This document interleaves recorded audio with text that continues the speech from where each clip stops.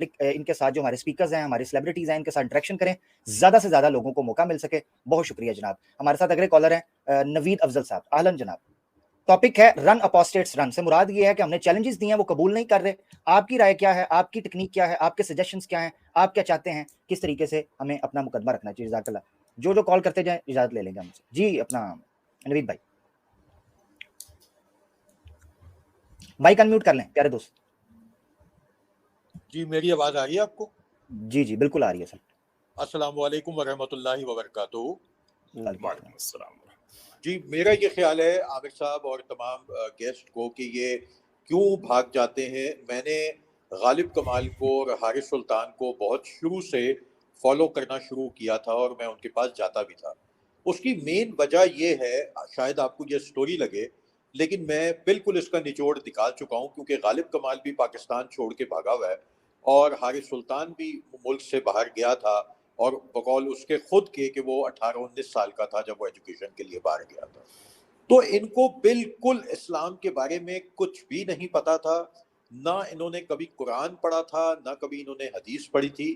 ایک out of the box, جیسے آج کل ایک مٹیریلسٹک ورلڈ ہے اور مٹیریلسٹک مائنڈ کے اندر ہم زندگی گزار رہے ہیں، اسی طرح ان کو ایک آئیڈیا آیا، اور وہ آئیڈیا یہ تھا کہ کیوں نہ اسلام کے اوپر بات کی جائے، کیونکہ یہ ایک بہت زیادہ اٹریکٹیو قسم کی چیز ہے، اور دنیا میں جو بے شمار آبادی ایسی ہے جو اسلام سے نفرت کرتی ہے، اس متعلق سننا چاہتی ہے. تو جب میں ان کے پاس گیا، میں نے جب بھی ان سے قرآن سے بات کی اور میں نے قرآن کی آیتوں کے بارے میں بات کی، ان میں سے کسی کو بھی اردو نہیں عربی نہیں آتی تھی، ان میں سے کسی کو بھی اس کے حدیث کا حوالہ نہیں پتا تھا. اس کی وجہ یہ تھی کہ انہوں نے اٹھا کے اردو کے ترجمے کے ساتھ وہ لے لیا، اور جو کمپیوٹر کے اندر ایک باقاعدہ ایک وہ ہوتا ہے کہ اگر لانڈی آپ لکھ دیں تو لانڈی کے متعلق جتنی آیات ہیں وہ سامنے آ جاتی ہیں، اس کو ترجمہ کر کے بتا دیا جائے. اسی طرح حدیث کے اندر لانڈی لکھ دیں تو جتنی حدیثیں ہیں وہ کمپیوٹر پروگرام کے ذریعے وہ تمام حدیثیں آپ کے سامنے آ جاتی ہیں اور آپ اس پہ بولنا شروع کر دیں. لیکن جب بھی کوئی میرے جیسا بھی جاہل آدمی جاتا تھا اور ان سے بات کرتا تھا تو ان کے ہاتھ پاؤں پھول جاتے تھے. اور جب میں نے عامر حق کا نام لیا اور انہوں نے باقاعدہ 15-20 دن اسٹڈی کیا اور سب کچھ کیا، تو اس کے بعد پتہ لگا کہ وہ تو جناب ان کو تو مصیبت پڑ گئی. آخر میں 3-4 دفعہ ان کی اسٹریم میں گیا، میں نے کہا جی وہ ڈیبیٹ کا کیا ہوا؟ انہوں نے مجھے وہ برے القاب اور وہ گالیاں گلوچ کیا آن اسکرین میرے ساتھ کہ ایسی ایسی گالیاں اس کو نکال دو کہ یہ عامر حق کا نام تو کیا ذکر بھی کبھی ہماری اسٹریم پہ بھی نہ آئے. تو یہ انہوں نے میرے ساتھ کیا. یہ تھی مین وجہ ان کی آپ سے نہ ڈیبیٹ کرنے کی. اگلی چیز یہ ہے، اگلی چیز بس میں ایک چھوڑ کے جا رہا ہوں، تھوڑا سا آف ٹاپک ہو جائے گا لیکن یہ سوال نہیں نوید بھائی چلیں ٹھیک ہے، نیکسٹ ٹائم انشاءاللہ بات ہوگی. جزاک اللہ خیر. بہت شکریہ. جزاک اللہ بہت شکریہ. آج بھائی جس نے مفتی یاسر واجدی صاحب سے، کیسر بھائی سے، سیم بھائی سے، علی بھائی سے بات کرنی ہے، آج آپ کو موقع ملے گا. لنک کو ٹنا ٹن کلک کرتے جاؤ، ایک بندہ آئے گا دوسرا بندہ جائے گا. جی بریک نہیں لگنے پائے گی. ہاں جی ٹاپک کے اوپر بات ہو. فواد بھائی اہلاً جناب. پیارے بھائی مائک انمیوٹ کر لیں. السلام علیکم ورحمۃ اللہ وبرکاتہ. وعلیکم السلام پیارے بھائی. جی سر. سوری میں ذرا کچھ کھا رہا تھا اس وجہ سے ذرا تھوڑا سا. اصل میں نے کیسر بھائی سے بات کرنی ہے، لیکن عامر بھائی میں آپ سے یہ کہنا چاہوں گا آپ نے پریشان نہیں ہونا، جو مرضی آپ کے بارے میں کچھ بھی کہے، آپ کو ہم دل سے پیار کرتے ہیں. اور آپ جیسا ایک بندہ جو ہے نا وہ ذرا سخت مزاج وہ بھی ٹیم میں ہونا چاہیے تاکہ جو اگلے جو ہے نا ان کے دلوں میں روب جو ہے نا وہ رہے. اچھا کیسے بھائی میں ادھر آسٹریلیا میں ہمارے جو عامر حق بھائی ہیں نا ان کے بارے میں ایک آیت ہے ترہبون به عدو اللہ وعدوکم، یہ وہ ہیں. جی مفتی صاحب بالکل اسی وجہ سے. اور میں نے آیت کا حوالہ دے کے آپ نے مفتی صاحب میں کچھ اور کہنے لگا تھا لیکن اب آیت کے مقابلے میں تو ہم بات نہیں کر سکتے، لیکن میں اب اس کے تحت میں کہنے لگا ہوں کہ عمر بھائی کے لیے میں کہتا ہوں کہ قہاریو غفاریو قدوسیو جبروت یہ ہم سے نہیں ہوتا جو ان سے ہوتا ہے. یعنی کہ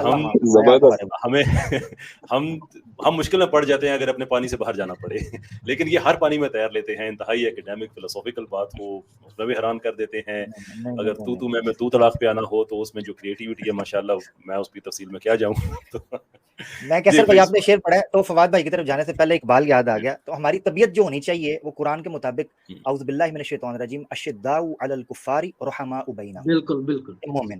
اور شعر اقبال کا ہو ہلکا یاراں تو بریشم کی طرح نرم، ہو ہلکا یاراں تو بریشم کی طرح نرم، ریشم کی طرح رزم حق ہو باطل ہو تو فولاد ہے مومن. بس یہ اصول ہے ہمارا. کہانی زبردست فواد بھائی، ماشاءاللہ. جزاک اللہ جزاک اللہ. جی فواد بھائی ٹاپک پہ رکھیے گا ذرا ایوولوشن میں وغیرہ کا. میرا میرے اب وہ میری کہنے لگے ہیں معذرت کہ ہے، مجھے بات کرنے اصل دو گے میں تو میں کچھ ٹاپک پہ رہوں گا نا. میری اصل میں جی اصل میں میں معذرت چاہوں گا. میں اصل میں بڑی دیر سے تقریباً 2-3 مہینے سے آپ کی سٹریمز چل رہی ہیں، تو میں تب سے کوشش کر رہا ہوں سٹریم میں آنے کے لیے، لیکن مجھے موقع نہیں مل رہا. دیکھا پھر تو میں اصل میں نے آج اس لیے میں جوائن کیا ہے، میں نے اصل میں ایک نصیحت لینی ہے کیسر بھائی سے. تو میں معذرت چاہوں گا، میرے ٹاپک سے ریلیٹڈ کوئی جو ہے نا وہ بات نہیں کرنا چاہ رہا، لیکن میری ایک نصیحت، بس کیونکہ میں آسٹریلیا میں رہ رہا ہوں. آپ نے بات ایسی کر دی ہے نصیحت لینی ہے، بس مختصر سی لے لیں جلدی جلدی سے. جی بالکل وہی. اچھا کیسر بھائی، میری آپ سے یہ بات میں نے کرنی ہے کہ میں ادھر آسٹریلیا میں رہ رہا ہوں اور میں پڑھ رہا ہوں چارلز ڈارون یونیورسٹی میں، ٹھیک ہے. اور آپ سمجھ سکتے ہیں کہ کس آگ میں پڑھ رہا ہوں. یہ بھی آپ سمجھ سکتے ہیں کہ میرے ارد گرد جن لوگوں سے آپ جو ہے وہ اس وقت آپ نے محاذن کے لیے گرم کیا ہوا ہے سوشل میڈیا پہ، میں ان سے گرا رہتا ہوں ہر وقت. اور مجھے حیرانگی ہے ادھر جو پاکستانی لڑکے ہیں نا وہ بھی اسی طرح ہی ہیں. میرے جو کلاس میٹس ہیں وہ بھی تقریباً ایتھیسٹ ہی بن گئے ہیں سارے ادھر آگے، جو آسٹریلیا میں زیادہ تر ہے نا. تو انہیں تو بندہ سنبھال سکتا ہے، انہیں کوئی مسئلہ نہیں ہے ان کو، کیونکہ انہیں وہ سائنس کی بات ہی کرتے ہیں، سائنس کا پتہ نہیں ہوتا انہیں. تو باقی سر، لیکن جن سے کبھی کوئی، جیسے اگر کوئی گورے سے کبھی کوئی پالا پڑ جاتا ہے تو وہ کچھ ایسی ٹیکنیکل ٹرمز ایتھیزم میں جو استعمال کرتے ہیں جن کا میں کھلا اظہار کروں کہ مجھے نہیں پتا ان چیزوں کا، اس لیے میں پڑھنا چاہتا ہوں اس پہ. تو میں آپ سے یہی نصیحت لینا چاہ رہا ہوں کہ مجھے کدھر سے شروع کرنا چاہیے، کس طرح پڑھنا چاہیے. کیونکہ مجھے آپ کی ایک نصیحت یاد ہے، آپ نے کی تھی کہ پڑھنے سے پہلے جو ہے نا ڈسکشن میں انوالو نہ ہو. مجھے اب سٹریم کا یاد نہیں ہے، لیکن میں سن رہا تھا اس میں آپ نے بولا تھا یہ. تو اسی وجہ سے مجھے آپ تھوڑا سا گائیڈ کر دیں اس معاملے میں. زبردست ہو گیا، ٹھیک ہو گیا فواد بھائی، زبردست ہو گیا. کیسر بھائی کا نقطہ لے لیتے ہیں اور آپ سے اجازت لیں. جی ضرور. میں بس بریفلی عرض کرتا ہوں کہ اس کو آپ فلاسفی سے سٹارٹ کریں، اس لیے کہ ایوولوشن جو ہے وہ ایک فلاسفی ہے جو کوئی سائنس میں بتائی جاتی ہے. چھوٹے چھوٹے کوسچنز آپ ایتھیسٹ سے بھی پوچھ سکتے ہیں. میں آپ کو ایک دو صرف سٹارٹنگ پوائنٹ کے لیے بتا سکتا ہوں.